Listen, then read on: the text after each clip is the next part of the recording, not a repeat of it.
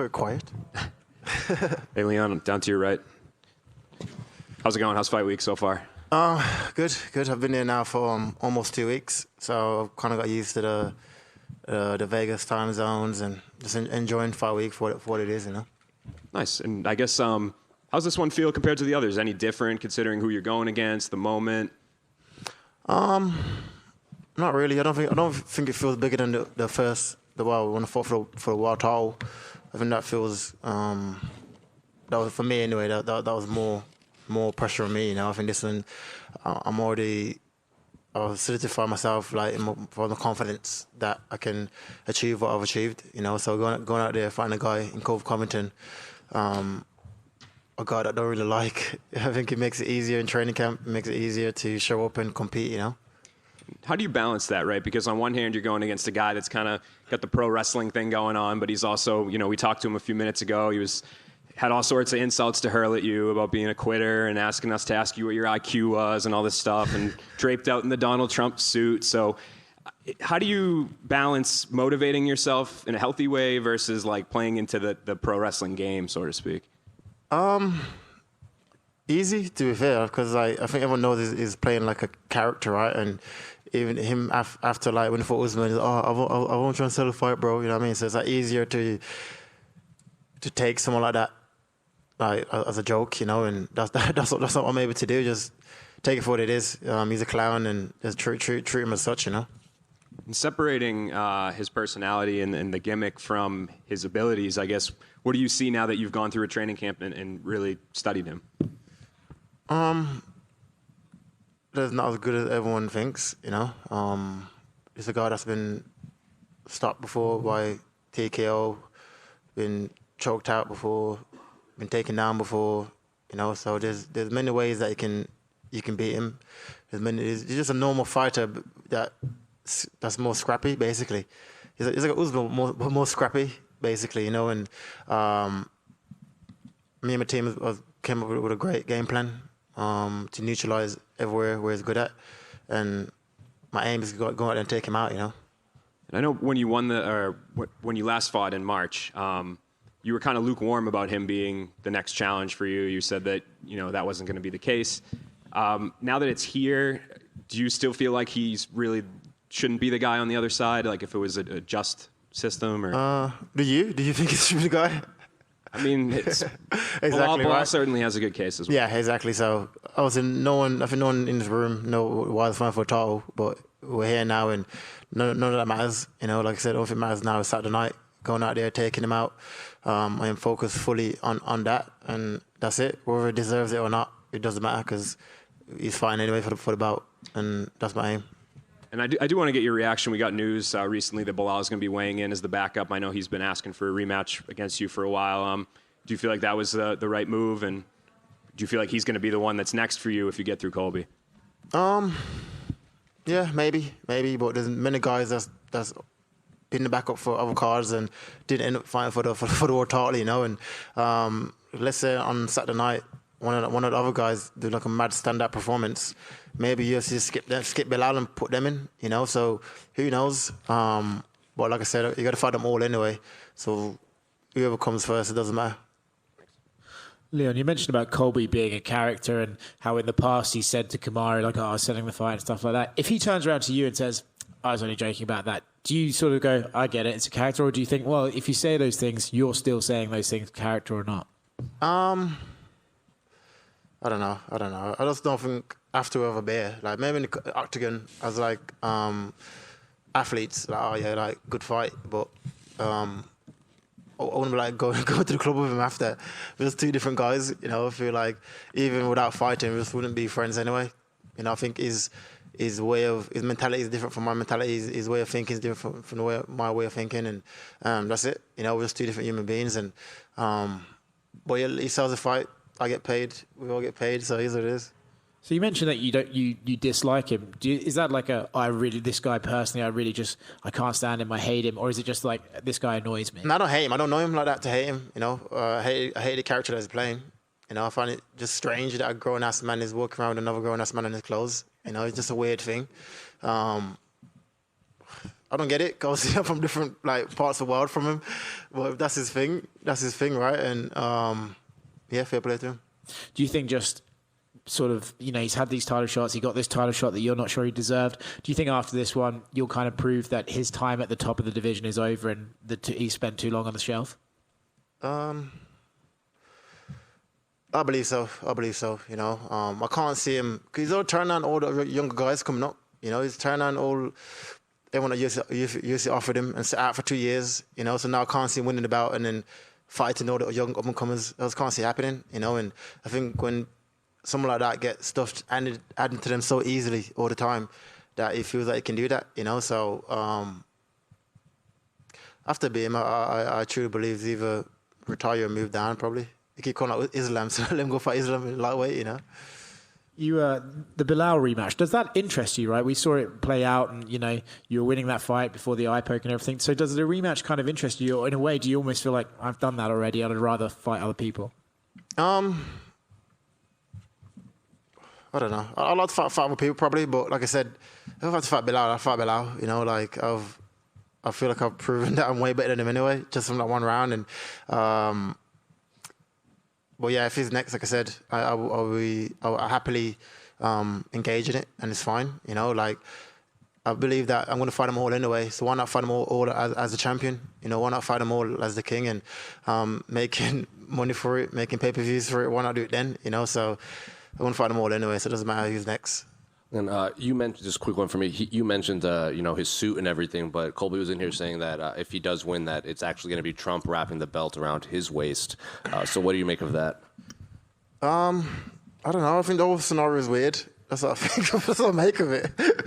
I don't get the fascination with another man. I don't get it. I know he used to be the president and stuff, but he's no longer the president. So I don't get what's going on. And I don't know, it's just weird why he picked him just to be a character off the back of him. I just don't get it. And Trump ain't wrapping nothing around his waist because he ain't getting about. Trump has been to his fights before when he's lost. So Trump can't fight for him. Just need to grow up and go get a girlfriend or something. You wouldn't want Rishi Sunak to put the belt around you, no? Who? You wouldn't want Rishi Sunak? No. Boris Johnson. Boris Johnson is equivalent to that, right? It's like Boris come to put the bat around me. He's like, bro, no. You know what I mean? Leon down here. Second headlining event in Las Vegas. Obviously, the first one was during COVID times. Topping the bill of a massive card, arguably the biggest card of the year. Do you think this is the perfect opportunity for you to kind of catapult yourself a bit more into global superstardom? Yeah, for sure. I think Las Vegas is the place of dreams, right? Like everyone dreamed to come here headline. Like I said, it's my first time headlining in a sold-out arena in Las Vegas. It was that weird, seeing myself in lights in Las Vegas, And even though I've been there before, but it was because of COVID. So yeah, it's I think therefore I can use this opportunity to prepare myself even more, And obviously Kamaru Usman was a pinnacle in my career for getting the belt, but now it's my time to reign, And I know you said in the past you're a big Marvin Hagler fan. Have you walked past Caesar's Palace where he fought Ray Leonard? I went shopping there actually yesterday. Yeah. But yeah, he's one of my icons and someone I greatly look up to, So RIP. And obviously this is Colby's third crack at the welterweight title. How satisfying will it be for you to essentially slam the door in his face in terms of title contention and potentially usher him into retirement? I'm just focusing on me. I'm not really focusing this is Colby's last shot. I know he ain't beating me. That's the main thing. Whether we go down to somewhere else and get a title shot, then fair play to him. My aim is not beating me, and that's it. I don't give I don't care what he does with his career after that, and that's it. Cheers, bro. Leon, to your left. What exactly makes Leon Edwards have the most aesthetic physique in the UFC? I think that's the good waist. The ratio from the waist to the shoulders to the back to the legs to the dick is just perfect. It's all just perfect. What have you made of all the new fans you've got from that? Because you go on one of your Instagram pages. Yeah, I know. Literally every post I put up is funny. All my coaches all start ripping into me about it, but it's so funny. Any Fun chance games. of a career in bodybuilding after the UFC? Hang on. I'm getting fat, if anything. And putting yourself as number one, who would you put as number two? Who's got the most aesthetic, other than your brother? I don't know. I don't really judge men by bodies like that, so I don't know. Leon over here.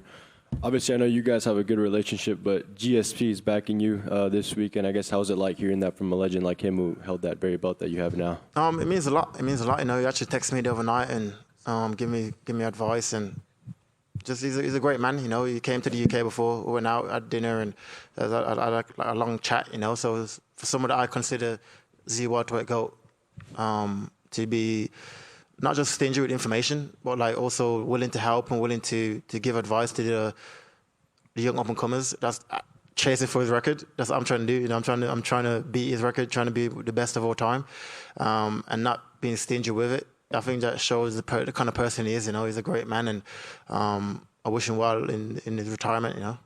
And with the MMA scene being the biggest it's ever been out in the UK, obviously you and Tom now hold belts.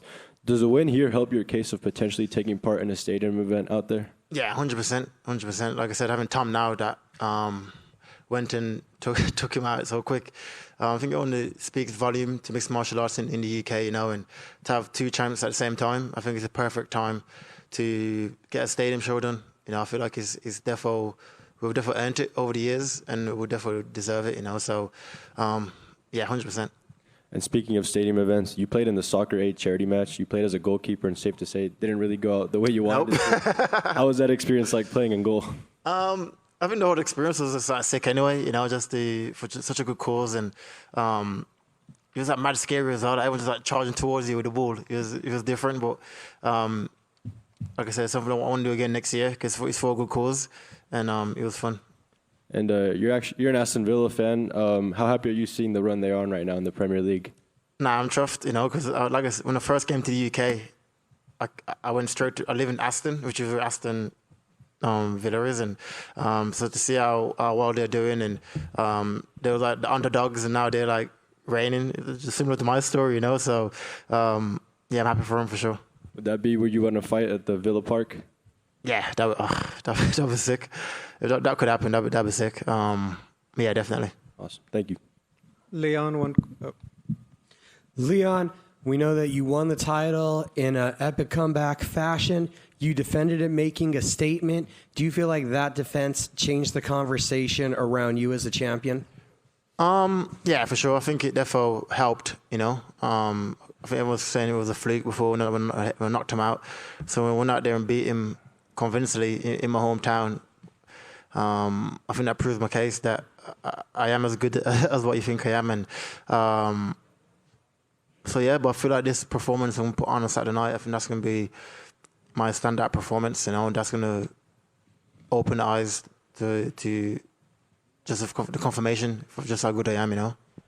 And was it a breath of fresh air this camp, not having to think about Kamaru Usman after back-to-back camps with him on your mind? Yeah, 100%. I feel like it.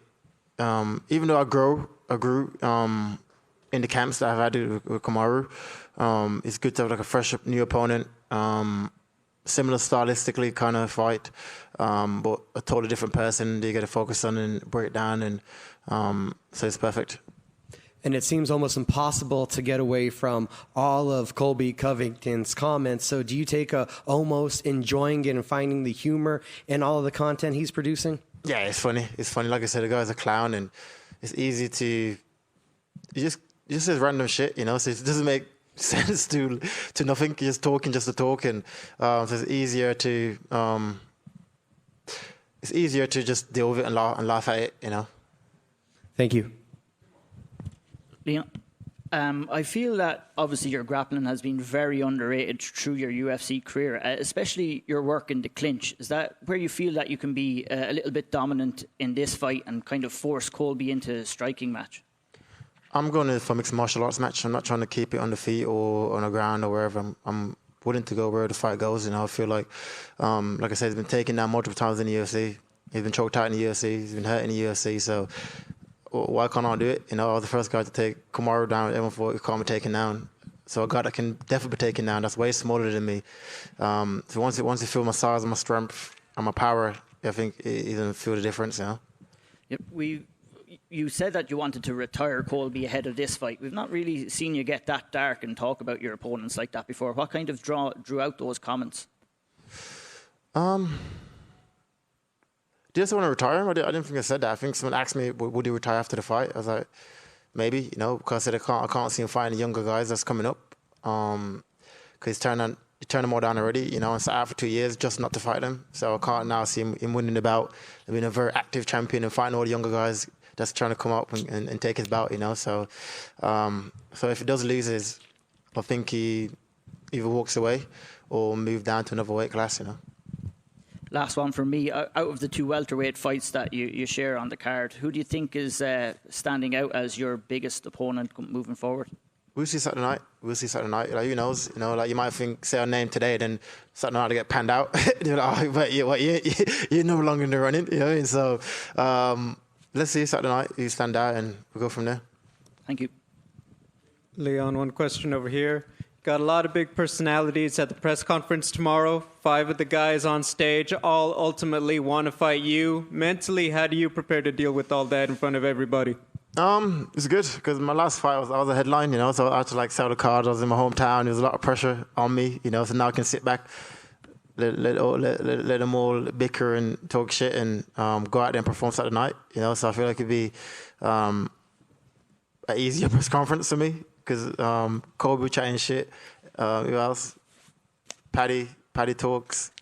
Ian talks. They all talk, So I just chill, enjoy my time, and bounce.